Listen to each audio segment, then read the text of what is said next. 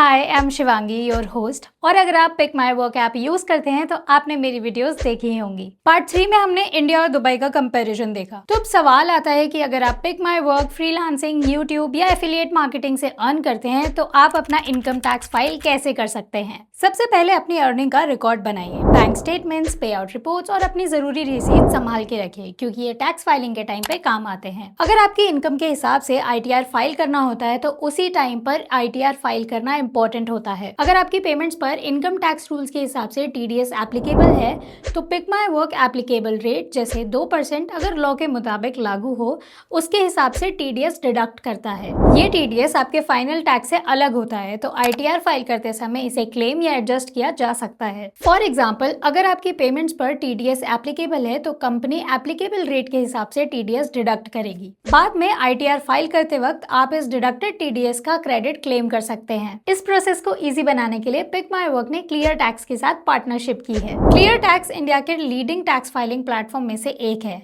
जो इंडिविजुअल्स और बिजनेसेस को टैक्स फाइलिंग में हेल्प करता है। आपको पिक माई वर्क वॉलेट के नीचे टैक्स फाइलिंग का बैनर मिलेगा।